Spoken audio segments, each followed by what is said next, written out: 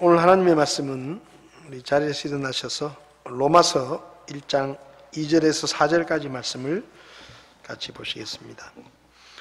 로마서 1장 2절에서 4절까지 말씀을 우리 한 목소리로 같이 읽도록 하겠습니다. 이 복음은 그분께서 자신의 대언자들을 통하여 거룩한 성경 기록들에 미리 약속하신 것으로 자신의 아들 예수 그리스도 우리 주에 관한 것이라. 그분께서는 육체로는 다윗의 씨에서 나셨고 거룩함의 영으로는 죽은 자들로부터 부활하심으로써 하나님의 아들로 권능 있게 밝히 드러나셨느니라. 아멘. 자리에 앉으시겠습니다. 잠시 기도하겠습니다.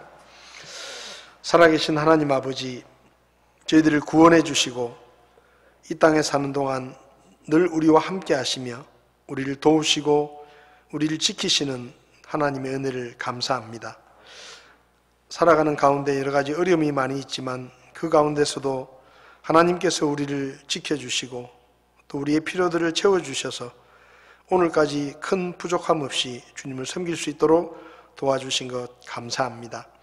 우리가 기도할 때마다 우리의 기도를 들으시고 우리가 기도한 것보다 늘 더 좋은 것으로 채워주시는 하나님의 신실하심을 찬양합니다.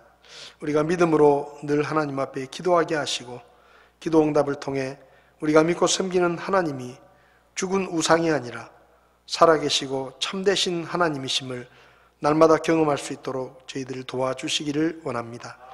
이 시간 주의 말씀을 함께 나눌 때 주의 성령님께서 우리 안에서 친히 말씀해 주시고 이 말씀에서 우리가 배워야 할 교훈들을 배울 수 있도록 도와주시옵소서. 부족한 종을 주님께서 써주시기 원하며 예수님의 이름으로 기도했습니다. 아멘. 로마서는 사도 바울이 로마 교회에 보낸 편지입니다.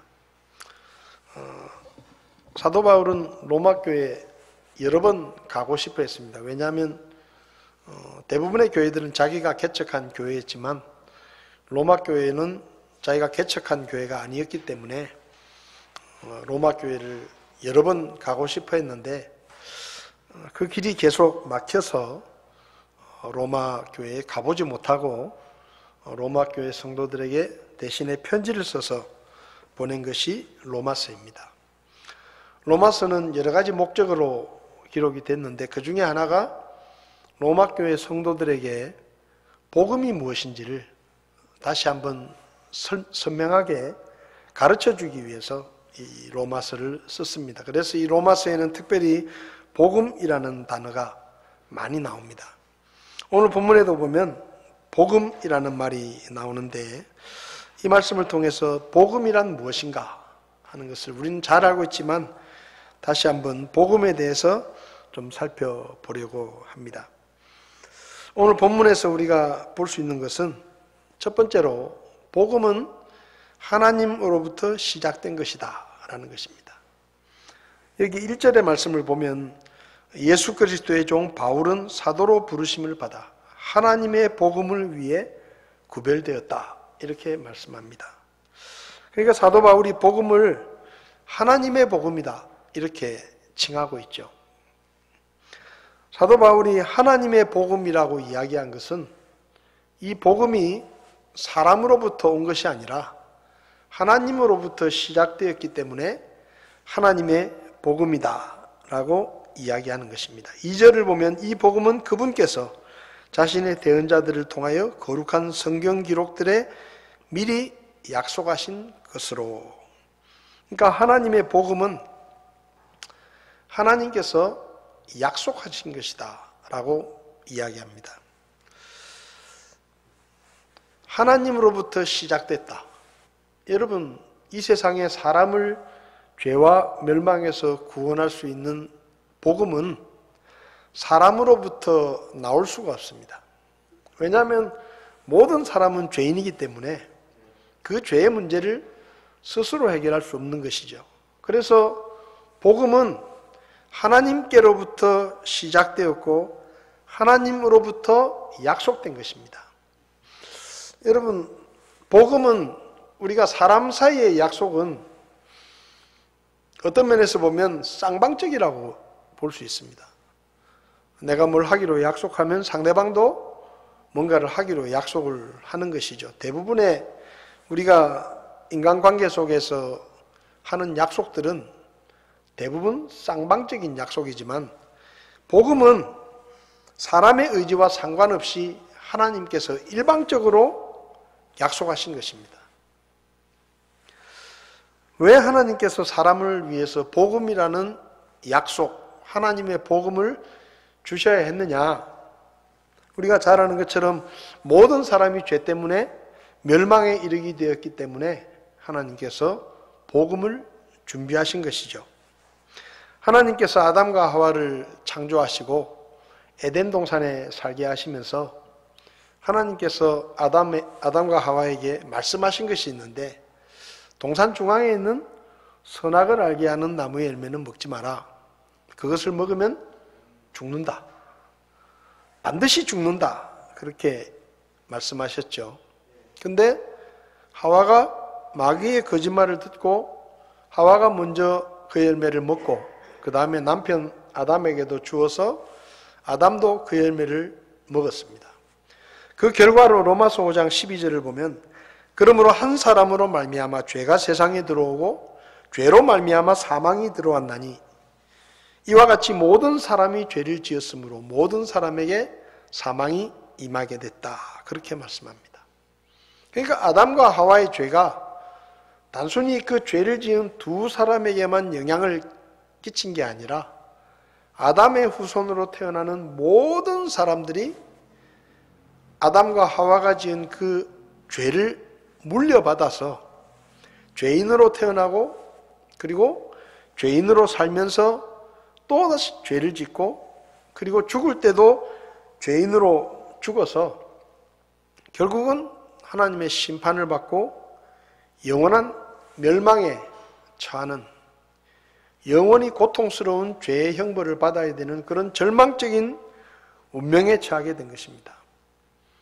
그러니까 하나님께서 사람을 창조하셨는데 그 창조하신 사람이 아담과 하와뿐만 아니라 그 후에 태어나는 모든 사람들이 죄 때문에 죽음에 이르고 심판을 받고 하나님이 원치 않으시는 영원한 멸망에 가서 고통을 당하게 되니까 하나님께서 뭔가 길을 마련해 주신 것이죠. 그리고 사람에게는 그 죄를 해결할 만한 능력이 없었습니다. 에덴 동산에서 쫓겨난 다음에 성경에 기록된 사람들의 역사를 보면 죄가 계속 더해져 갔습니다. 그러니까 사람들은 그 죄를 해결하기 위해서 여러 가지 노력을 했죠. 지금도 사람들은 죄를 이 땅에서 없애기 위해서 수많은 노력을 합니다. 예를 들면 법을 만들죠. 죄가 일어나지 않도록 법을 만듭니다. 그래서 죄를 지은 사람에게 벌을 주고 어떤 사람에게는 금전적인 손해를 끼치기도 하고 감옥에 가두어서 자유롭게 활동을 하지 못하도록 하기도 하고 심지어는 큰 죄를 지은 사람은 사형에 처해서 목숨을 빼앗기도 합니다. 왜 그렇게 합니까? 그것을 보고 다른 사람들이 죄를 짓지 않게 만들기 위해서 그렇게 하는 것이죠. 근데 수천 년 동안 계속 그렇게 했어요. 우리나라뿐만 아니라 온 세계의 모든 나라들마다 심지어는 몇 사람이 모여 사는 그런 부족 공동체에도 법이 있습니다. 죄를 지은 사람에게 벌을 주는 것이죠. 그렇게 해가지고 사람들이 죄를 짓지 않도록 지금까지 인류가 그렇게 노력을 했지만 결과는 어떻게 됐느냐? 죄가 없어지지 않습니다. 왜냐하면 사람은 태어날 때부터 죄인으로 태어나고 살면서 죄를 저절로 짓는 거예요. 왜? 죄의 속성이 있기 때문에. 여러분, 진실을 말하는 것보다 거짓말하는 것이 더 쉽습니다. 그리고 우리는 진실보다 거짓말을 더 많이 합니다. 왜요? 그게 편하거든요. 착하게 사는 것보다 나쁜 짓을 하면서 사는 게 훨씬 편합니다. 훨씬 쉽습니다. 그래서 사람을 착하게 만들기 위해서는 매를 때려야 되지만 나쁜 짓을 하라고 매를 때리진 않습니다. 가만히 있어도 거짓말을 해요. 아이가 유치원에 갔다가 어린이집에 갔다가 며칠만 어린이집을 다니고 돌아오면 욕을 배워옵니다. 그거 시키는 거 아니거든요. 어린이집 선생님이 야, 너 집에 가서 이렇게 욕해라. 절대 가르치지 않습니다. 어린이집에 가서 얼마 안 돼서 싸우는 법을 익혀가지고 싸우고 옵니다. 그 선생님이 그렇게 가르치지 않아요. 선생님들은 욕하지 마라, 싸우지 마라, 거짓말하지 마라, 부모 말씀 잘 들어라, 다 그렇게 가르칩니다. 근데 그게 안 돼요. 왜 안 되느냐? 사람은 본래 죄인이기 때문에 그게 안 되는 거예요. 그래서 벌을 주고 법을 만들고 하는 것이죠. 왜 안 되느냐? 모든 사람이 죄인이기 때문에 그렇습니다. 여러분, 배를 타고 가다가, 예를 들면 배를 타고 가다가 배가 파손이 돼가지고 배에 타고 있는 사람들이 다 빠졌다고 생각해 봅시다. 근데 만약에 여기 신천 같은 데서 배를 타고 가다가 빠지면 죽는 사람이 별로 없을지 몰라요. 왜? 물도 얕고 거기서 수영을 해서 나오면 되죠. 근데 예를 들면 태평양 한가운데서 배를 타고 가다가 배가 파손이 돼가지고 전부 물에 빠졌다고 생각해 보십시오. 거기 아무리 수영을 잘하는 사람이라도 자기 목숨도 못 건집니다. 다른 사람을 건지기는커녕 자기 목숨도 못 건져요. 죄라는 것이 이런 거예요. 모든 사람이 다 죄인이기 때문에 자기도 구하지 못할 뿐만 아니라 다른 사람도 구하지 못하는 것이 사람들의 현실이었습니다. 그래서 배가 파손을 내가지고 사람들이 물에 빠지면 누가 갑니까? 119 구조대가 갑니다. 왜죠? 자기 힘으로 못 빠져나오니까 누군가 외부에서 도움을 주어야 그 사람이 살 수 있기 때문에 가는 거예요. 신고를 하는 것이죠. 그러니까 사람도 마찬가지예요. 사람들이 다 죄에 빠져서 그 죄를 해결할 수 없었기 때문에 사람이 아닌 사람 밖으로부터 사람들을 구원해 줄 누군가가 구조대가 와야 되는데 그 구원자가 누구냐? 예수님입니다. 왜 예수님이 구원자냐? 그분은 죄가 없기 때문에. 죄가 없기 때문에 죄를 지은 사람들의 죄를 해결해 줄 수 있다 이 말이죠. 그래서 하나님께서 계획하신 복음이 뭐냐? 죄를 지은 너희들을 위해서 죄가 없는 구원자를 보내서 너희들의 모든 죄에 대한 벌을 대신 받게 하고 너희들을 죄에서 구원해 주겠다. 그것이 하나님께서 약속하신 복음입니다. 그래서 복음은 하나님의 복음이에요. 여러분, 사람으로부터는 절대로 사람을 구원에 이르게 하는 복음이 나올 수가 없습니다. 어떤 이단과 사이비들은 교주를 믿으라고 이야기합니다. 교주가 구원자라고 말합니다. 그거 전부 거짓말이에요.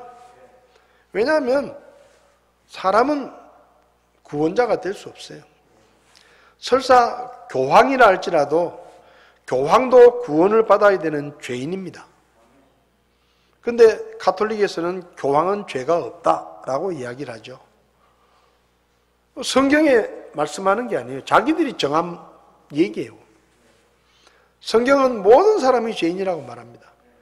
그래서 이 세상에는 사람에게는 구원의 복음이 없기 때문에 하나님께로부터 주어진 복음, 하나님이 일방적으로 사람들에게 약속하신 복음, 내가 너희를 위해서 언젠가 구원자를 보낼 것이고 그 구원자가 너희를 대신해서 십자가에 달려서 사형의 벌을 대신 받음으로 너희가 죄를 용서받고 구원받을 수 있는 길을 내가 열어주겠다라고 약속하신 것이 복음입니다.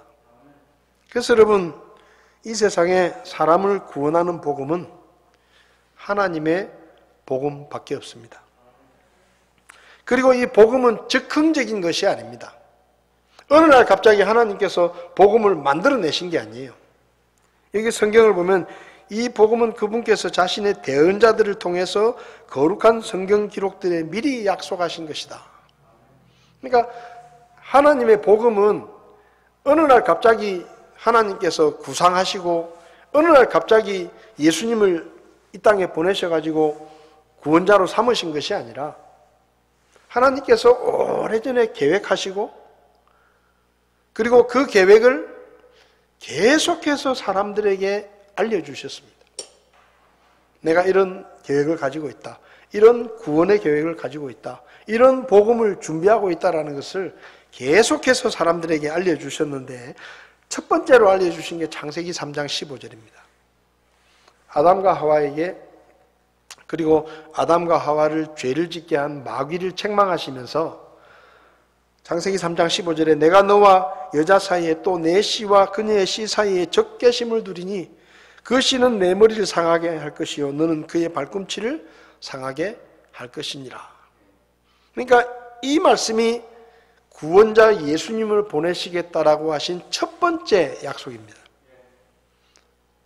죄를 지은 당사자인 아담과 하와에게 그리고 마귀에게 하나님께서 말씀하시는 거예요.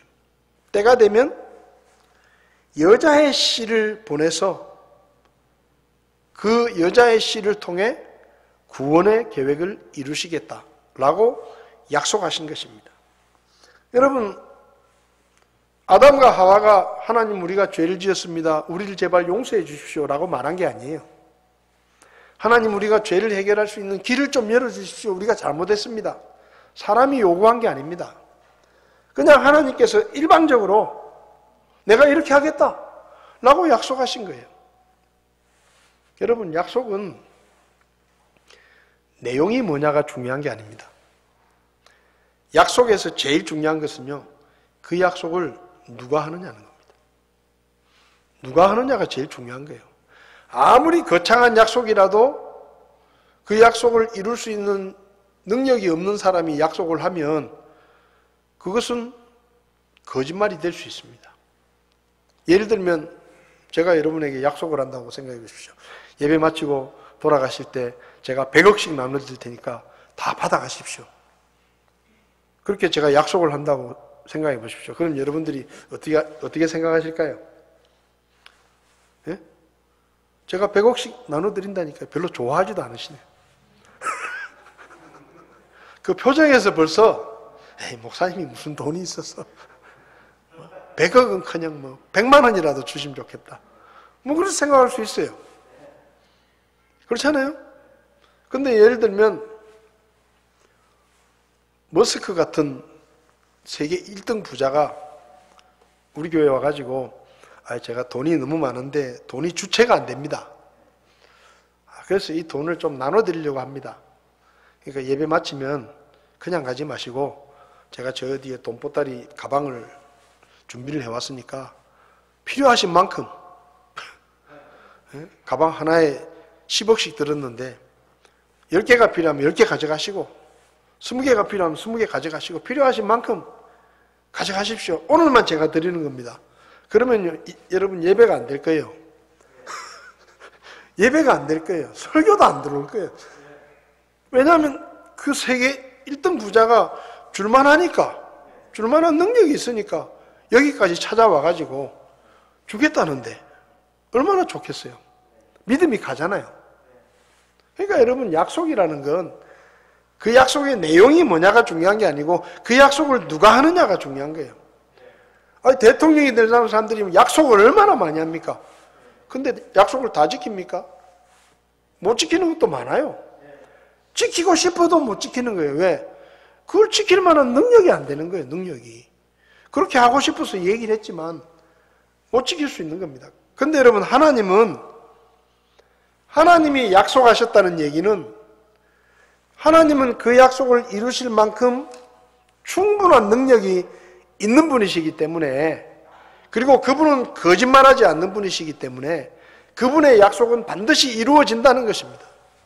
그래서 하나님께서 창세기 3장 15절에 구원자를 보내서 사람들을 죄와 멸망에서 구원하겠다라고 약속을 하신 거예요. 그리고 하나님은 한번 약속하신 것을 깨뜨리시는 분이 아닙니다. 그리고 이 약속을 한 번만 얘기하신 게 아니고 그 후로도 수많은 대언자들의 기록들을 통해서 이 약속을 실제로 보여주시기도 하고 다시 확인시키시기도 하셨습니다. 여러분, 창세기 6장 18절에 나오는 노아의 방주가 나오는데 이 노아의 방주가 뭡니까? 바로 하나님께서 보내실 구원자를 생생하게 경험을 통해서 보여주신 거예요. 6장 18절에 이렇게 말씀합니다. 그러나 너와 더불어 내가 내 언약을 세우리니 너는 너와 내 아들들과 내 아내와 너와 함께한 내 아들들의 아내들과 함께 방주로 들어올지니라. 방주로 들어올지니라. 어디로? 방주로 들어와라. 그럼 산다. 이게 뭐예요? 하나님께서 약속하신 창세기 3장 15절의 내용을 실제로 보여주신 겁니다. 죄와 멸망에서 구원받는다는 것이 뭔지, 구원받기 위해서 필요한 것이 뭔지, 구원받기 위해서 어떤 일을 해야 하는지를 보여주신 거죠. 창세기 12장 3절에서도 이렇게 말씀합니다. 너를 축복하는 자들에게는 내가 복을 주고 너를 저주하는 자에게는 저주를 내리리니 내 안에서 땅의 모든 가족들이 복을 받으리라. 아브라함에게 하신 말씀이에요. 이게 뭡니까? 아브라함의 후손으로 오시는 예수님을 통해서 모든 인류에게 구원의 복이 퍼뜨려질 것이라는 것을 말씀하신 거예요. 안 그러면 어떻게 하나님께서 아브라함에게 내 안에서 땅의 모든 가족들이 복을 받는다고 말씀하십니까? 응? 아브라함은 벌써 죽는데 어떻게 그 아브라함 안에서 모든 인류가 복을 받는다고 그렇게 이야기할 수 있습니까? 창세기 22장 13절에도 아브라함이 독자 이삭을 모리아산에 데리고 와서 하나님께 바치려고 하죠. 근데 하나님께서 말리시고 그 아들 이삭을 대신할 수양을 하나님이 준비하셨습니다. 그 모리아산의 수양이 뭡니까? 하나님이 보내실 구원자 예수님을 보여주는 거예요. 레위기 1장 4절을 보면 그는 번제 연물의 머리에 안수할지니 그리하면 그를 위해 속죄가 이루어지도록 내가 그를 대신해서 그것을 받으리라. 이스라엘 백성들에게 제사를 가르치십니다. 특별히 속죄의 제사를 가르치십니다. 네가 죄를 지으면 네가 죽어야 되지만 너를 대신할 제물이 대신 죽으면 네 죄가 용서받고 너는 산다. 그게 뭐죠? 장차 오실 구원자 예수 그리스도를 미리 보여주는 예표입니다. 예표. 민수기 21장 9절에 보면 이스라엘 백성들이 광야에서 불뱀에 물려 죽어갈 때 모세에게 장대 위에 놋뱀을 만들어서 다뤄라.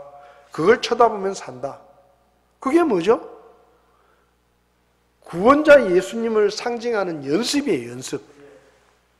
죄를 용서받기 위해서는 뭐죠? 하나님의 말씀을 믿고 제물을 바쳐야 용서받는 거예요. 뱀에 물려 죽어가는데 어떻게 살 수 있죠? 하나님의 말씀을 믿고 하나님이 모세를 통해 장대 위에 매달아 놓으신 놋뱀을 쳐다보면 산다. 이걸 계속 가르치십니다. 민수기 35장 11절에 너희를 위해 도시들을 도피도시로 지정하고 알지 못하고 사람을 죽이는 자가 거기 도피하게 하라. 하나님께서 도피성을 정해 주십니다. 이렇게 살다가 그냥 고의적이 아니라 실수로 사람을 죽였을 때 이 도피성으로 도망가면 살 수 있습니다. 이 도피성이 뭐냐? 구원자 예수님을 보여주는 거예요. 이뿐만 아니라 다윗, 엘리야, 이사야, 예레미야, 에스겔, 다니엘, 호세아, 요엘, 오바댜, 요나, 미가, 학개, 스가랴 수많은 하나님의 대언자들이 예수님이 오실 것을 계속해서 재확인했습니다. 하나님의 약속을 시대마다 계속해서 하나님께서 확인을 시키셨어요. 왜? 그렇게 계속 확인을 시켜 놓아야 예수님이 오셨을 때 사람들이 알아볼 수 있으니까. 공개적으로 말씀을 통해서 알려주셨습니다. 근데 이것을 아주 싫어하는 존재가 있죠. 마귀가 이것을 아주 싫어합니다. 마귀는 하나님의 복음을 제일 싫어해요. 그래서 이 하나님의 복음을 가리기 위해서 마귀가 하는 일이 뭐냐? 우상을 만듭니다. 가짜 우상을 만듭니다. 믿어도 아무 소용없는, 믿어도 그들을 구원하지 못하는 가짜 신을 만들어 놓고 사람들이 그 가짜 신을 믿고 의지하게 만듭니다. 그리고 또 가짜 복음을 만들어냅니다. 가짜 복음. 여러분, 거짓 복음이 지금 우리 시대에만 있는 게 아닙니다. 성경을 보면 초대교회 시대에도 가짜 복음이 있었습니다. 물론 구약 시대 때는 우상 숭배가 얼마나 많았습니까? 가짜 신을 만들어내는 거예요. 수많은 거짓 복음들을 만들어냅니다. 그래서 고린도서 11장 4절을 보면 만일 누가 가서 우리가 선포하지 아니한 다른 예수를 선포하거나, 여러분 가짜 예수를, 가짜 그리스도를 선포하는 사람들이 많습니다. 2000년 전에 십자가에 못 박혀 돌아가시고 부활하신 예수님이 아니라 가짜 예수님, 가짜 예수. 여러분 지금 이 시대에도 어떤 사람들은 내가 예수다라고 말합니다. 가짜 예수예요. 수도 없이 그런 사람이 많았습니다. 근데 고린도 교회가 어떻게 했느냐? 다른 예수를 선포하거나 혹은 너희가 받지 아니한 다른 영이나 너희가 수용하지 아니한 다른 복음을 받게 할 때 너희가 그를 잘 용납하는도다. 그러니까 그냥 진짜 복음을 제대로 알지 못하니까 그런 가짜 복음, 가짜 예수, 다른 복음을 받아들이는 거예요. 오늘날 교회들이 많습니다. 사람들은 다 똑같은 교회라고 생각합니다. 근데 여러분, 교회라고 해서 다 똑같은 게 아닙니다. 어떤 복음을 전하느냐를 우리가 지켜봐야 되는 거예요. 아무리 교회가 크고 수많은 사람이 모이고 신천지 맨날 얘기하잖아요. 우리 뭐 몇십만 명 된다. 거기서 무슨 예수를 전합니까? 성경에 가르치는 하나님의 구원자 예수를 전하는 게 아니에요. 다른 예수를 전하는 겁니다. 다른 복음을 전하는 거예요. 그래서 거기에 가서는 구원을 받지 못해요. 왜? 다른 예수니까. 가짜 복음이니까. 근데 참 신기한 것은 수십 년 동안 교회를 다닌 사람도요, 거기 덜렁 가가지고 요즘 신천지가 선전하는 게 뭐라고 선전하는지 아세요? 우리 신천지에 그동안에 교회에서 목회하시던 목사님들이 많이 옵니다. 목사님들이 신천지로 많이 간다는 거예요. 정신 나간 목사들이고 이때까지 뭘 믿었어요? 네? 성도들에게 성경을 가르치고 복음을 전했는데 무슨 복음을 전한 거예요? 자기도 믿지 못하는 복음을 왜 전해요? 네? 갈라디아서 1장을 보면 바울이 갈라디아 교회 성도들에게도 너희가 다른 복음으로 옮겨가는 것을 내가 이상하게 생각한다. 너희가 분명히 나에게 복음을 받았는데 왜 다른 복음으로 옮겨가느냐? 갈라디아서 1장 7절을 보면 그것은 또 다른 참 복음이 아니며 다만 너희를 어지럽히고 그리스도의 복음을 왜곡하려 하는 자들이 있다. 여러분, 하나님의 복음, 그 복음을 우리는 믿고 구원을 받았습니다. 오늘날 마귀 가만히 있지 않습니다. 이단과 사이비 종교를 일으켜서 계속해서 거짓 복음을 퍼뜨립니다. 예수님이 아닌 다른 예수를 전하고 하나님의 복음이 아닌 사람으로부터 시작된 잘못된 복음을 전하고 그 복음이 마치 사람을 구원할 수 있는 것처럼 속이고 거짓말하고 진짜 하나님의 복음을 보지 못하도록 눈을 가리고 귀를 막게 만듭니다. 여러분, 이 거짓 복음에 한번 빠진 사람들은요, 귀를 막고 있습니다. 귀를 막고 있어요. 하나님의 복음을 전하면 귀를 딱 막고 듣지도 않아요. 자기가 믿는 복음이 진짜라고 믿는 거예요. 그 귀를 막고 눈을 가리는 게 누구냐? 마귀가 그렇게 하는 겁니다. 그래서 여러분, 우리에게 복음은 하나님의 복음이 진짜 복음입니다. 하나님으로부터 온 복음. 아무리 많은 사람이 따르고 아무리 유명한 사람이 주장을 하더라도 성경이 말씀하는 하나님의 복음이 아니면 그 복음은 거짓 복음이고 가짜 복음입니다. 거기에 귀를 기울이거나 속지 않도록 우리는 하나님의 복음을 분명하게 알고 있어야 됩니다. 그럼 하나님의 복음은 뭐냐?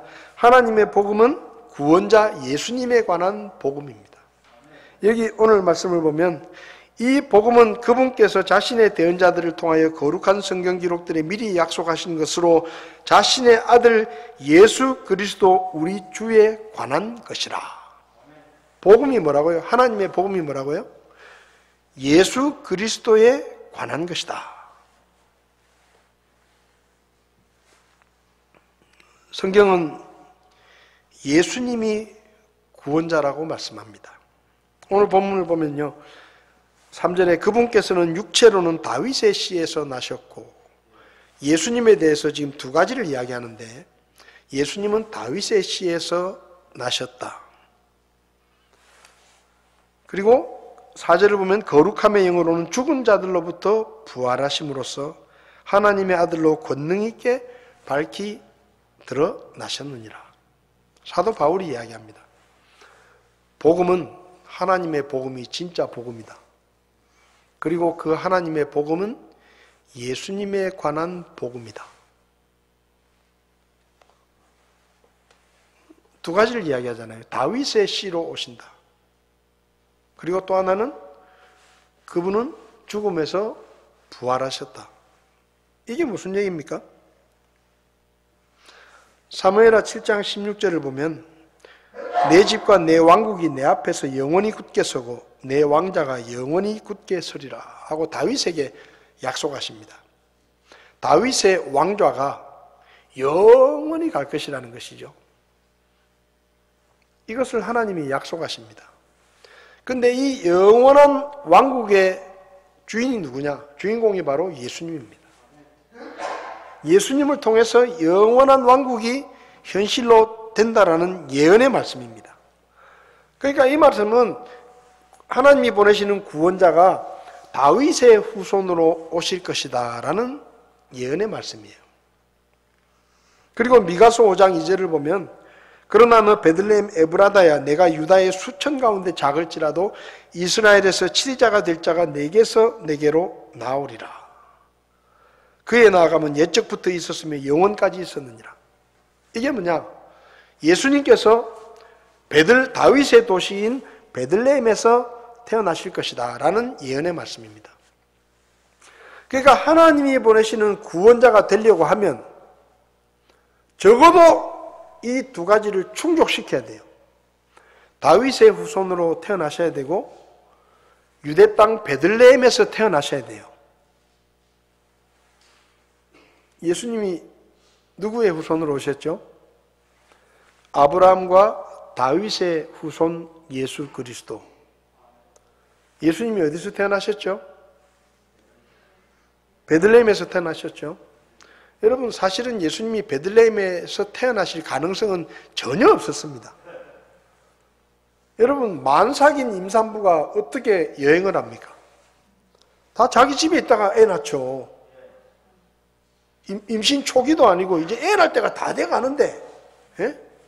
만삭의 임산부가 지금처럼 뭐 교통이 좋은 것도 아니고 베들레헴까지, 나사렛에서 베들레헴까지 왜 여행을 갑니까? 로마 황제가 명령을 내려가지고 안 하면 안 되는 거예요. 안 하면 안 되도록 다윗의 고향에 가서 호적을 해야 되니까 어쩔 수 없이 그 만삭인 마리아를 데리고 요셉이 우리식으로 말하면 자기 본적지에 호적 신고를 하러 가는 겁니다. 만삭이에요. 얼마나 불편하겠어요. 근데 어쩔 수 없이 가야 되는 거예요, 베들레헴에. 여러분, 로마 황제가 왜 가만히 있다가 갑자기 명령을 내려가지고 이 만삭된 마리아가 베들레헴에 가게 만듭니까? 예수님이 거기서 태어나야 되거든요.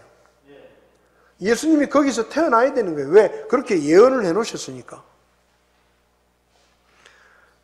시편 16편 10절을 보면 이는 주께서 내 혼을 지옥에 남겨두지 아니하시고 주의 거룩한 자가 썩음을 보지 아니하게 하실 것이기 때문입니다. 여기 주의 거룩한 자가 썩음을 보지 않는다는 말은 하나님이 보내실 구원자가 무덤에 장사되지만 썩어 없어지지는 않고 다시 부활할 것이다 라는 예언의 말씀입니다. 그런데 이 말씀이 누가복음 24장에서 예수님을 통해서 성취가 됩니다. 여러분, 사도 바울은 말합니다. 하나님의 복음은 예수님에 관한 복음이다. 즉 다윗의 후손으로 태어나신 예수님이 하나님이 보내시는 구원자이시고 그 십자가에 못 박혀 죽었지만 장사된 지 사흘 만에 다시 살아나신 바로 그 예수님이 하나님이 보내시겠다고 약속하신 구원자다. 그러니 그분을 믿고 구원을 받아야 된다. 그게 뭐예요? 하나님의 복음이에요. 그래서 고린도전서 15장에서 사도 바울이 복음을 뭐라고 말합니까? 3절을 보면 내가 또한 받은 것을 무엇보다 먼저 너희에게 전하였노니, 사도 바울이 전한 복음이 뭐냐? 그것은 곧 성경 기록대로 그리스도께서 우리의 죄들로 인하여 죽으시고 묻히셨다가 성경 기록대로 셋째 날에 다시 살아나시고 게바에게 보이시고 다음에 12 제자에게 보이셨다는 것이라. 이게 무슨 말입니까? 예수님이란 분이 하나님의 구원자라는 얘기예요. 그걸 어떻게 알 수 있느냐? 성경 기록대로 그분은 태어나셨고 성경 기록대로 죽으셨고 성경 기록대로 부활하셨다. 그래서 그분이 바로 하나님이 보내시겠다고 하신 구원자시다. 이 복음을 내가 전했다 너희에게 이야기를 하는 겁니다. 여러분, 사도 바울은 이 복음을 믿고 구원을 받았고 이 복음을 전했습니다.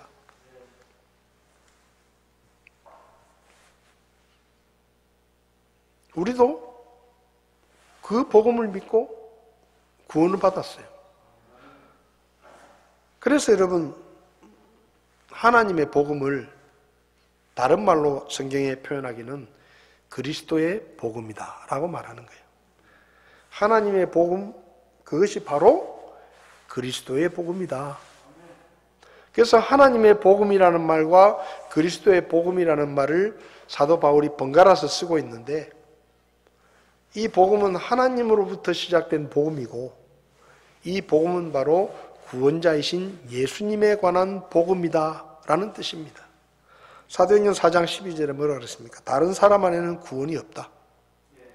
하늘 아래에서 우리를 구원할 다른 이름을 사람들 가운데 주신 일이 없다.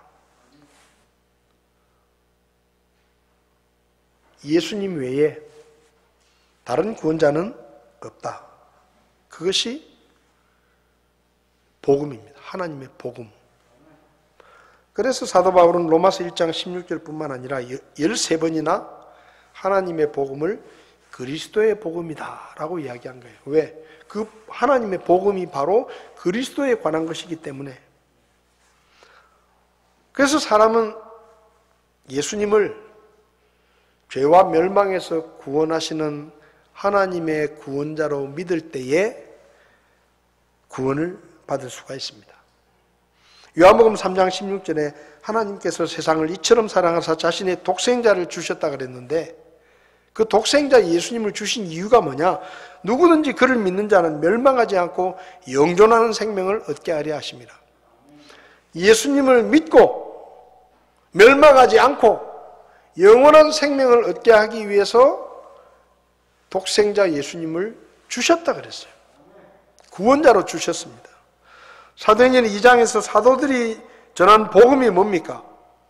사도행전 2장 36절에 그런즉 이스라엘의 온 집은 확실히 알지니 너희가 십자가에 못 박힌 그 동일한 예수님을 하나님께서 주와 그리스도로 삼으셨느니라. 사도들이 오순절에 선포한 복음이 뭡니까? 너희가 십자가에 못 박아 죽인 그 예수님이 바로 하나님이 보내시겠다고 약속하신 구원자시다.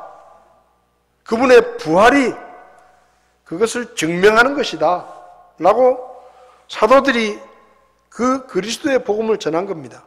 사도행전 5장 42절을 보면 그들이 날마다 성전에서와 모든 집에서 예수 그리스도를 가르치고 선포하는 것을 그치지 않았다. 초대교회 성도들이 전한 복음이 뭐냐? 예수님이 바로 그리스도다라는 겁니다. 예수님이 그리스도다. 사도행전 16장에서 빌립보 간수가 바울에게 묻습니다. 내가 무엇을 해야 구원을 받겠느냐? 바울이 뭐라고 대답하죠? 주 예수 그리스도를 믿어라. 그게 무슨 말이에요? 예수님을 주와 구원자로 믿어라. 그러면 구원을 받는다. 이게 그리스도의 복음이고 하나님의 복음이에요. 여러분, 저와 여러분들도 이 복음으로 구원을 받았잖아요. 저는 로마서 10장 9절, 10절, 에베소서 2장 8절에 나오는 이 그리스도의 복음으로 구원을 받았습니다. 내가 만일 내 입으로 주 예수님을 시인하고 하나님께서 그분을 죽은 자들로부터 살리신 것을 내 마음속으로 믿으면 구원을 받으리니 사람이 마음으로 믿어 의에 이르고 입으로 시인하여 구원에 이르느니라. 제가 믿는 복음은 예수님이 바로 하나님이 보내신 구원자라는 그 말씀을 믿는 믿음이었습니다. 에베소서 2장 8절에 했잖아요. 너희가 믿음을 통해 은혜로 구원을 받았나니 그것은 너희 자신에게서 난 것이 아니와 하나님의 선물이라. 행위에서 난 것이 아니다. 저는 이 하나님의 복음, 성경이 가르치는 그리스도의 복음을 믿고 구원을 받았습니다. 그게 1980년 10월입니다. 저는 그 복음을 믿었어요. 지금도 그 복음을 믿고 있습니다. 그리고 지금도 그 복음을 전하고 있습니다. 하나님의 복음, 그리스도의 복음, 그 복음만이 사람을 죄와 멸망에서 구원할 수 있는 유일한 복음입니다. 여러분이 믿는 복음이 저와 같으리라고 믿습니다. 예수님께서 성경 기록대로 베들레헴에서 처녀의 아들로 태어나시고 그 예수님께서 성경 기록대로 일평생을 사시고 그 예수님께서 성경 기록대로 강도들 사이에서 십자가에 못 박혀 돌아가시고 그 예수님께서 성경 기록대로 장사된 지 사흘 만에 다시 살아나셔서 자기가 하나님의 아들이시라는 것을 확실하게 증명해 주셨고 누구든지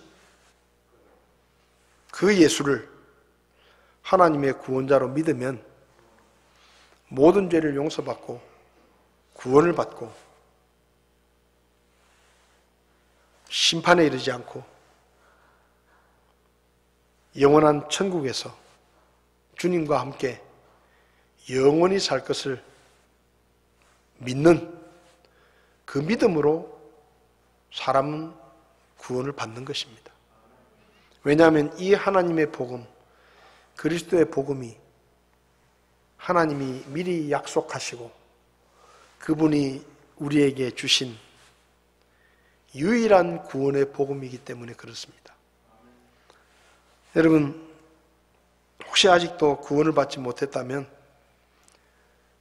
다른 복음에 귀를 기울이지 말고 십자가에 돌아가시고 부활하신 그 예수님을 하나님의 구원자로 믿고 구원을 받으시기 바랍니다.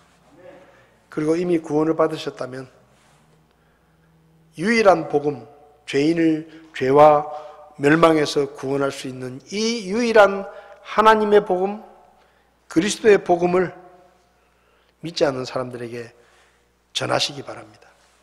그것이 복음으로 구원받은 우리가 그리스도의 복음에 합당하게 사는 길입니다. 여러분 잊지 마십시오. 하나님께서 우리에게 주신 복음은 그리스도의 복음밖에 없습니다. 혹시 다른 예수를 전하거나 거짓 복음을 누가 이야기하거든 귀를 기울이지 마시고 참 진리의 복음인 그리스도의 복음을 그 사람에게 알려주시기 바랍니다. 그것이 구원받은 우리가 살아야 하는 이유이고 우리가 해야 하는 일들입니다. 기도하시겠습니다.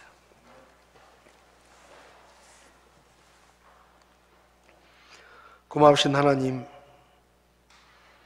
이 땅에 수많은 종교가 있고 수많은 구원의 길이 있다고 사람들은 말하지만 하나님께서 우리를 불쌍히 여겨주셔서 우리가 하나님의 복음을 듣게 하시고 우리 죄를 대신하여 십자가에 돌아가시고 부활하신 그 예수님이 바로 하나님이 보내신 나를 죄와 멸망에서 구원하시는 유일한 구원자라는 것을 믿고 그 복음으로 구원받게 하신 하나님의 은혜를 감사합니다.